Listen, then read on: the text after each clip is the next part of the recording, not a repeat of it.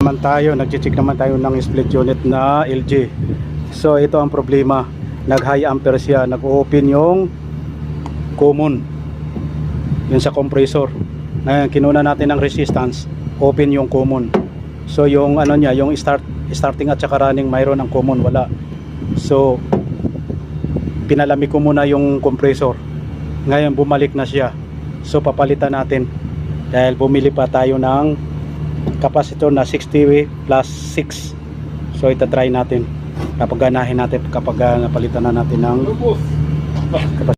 Ito yung capacitor na ipapalit natin bago to.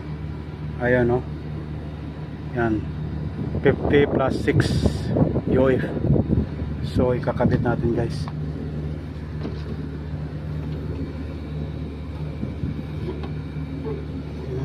Natin. Walang hawak ng ano ko.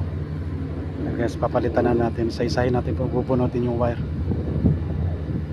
Tingnan natin yung capacitor na bago. Tingnan natin kung gumana na.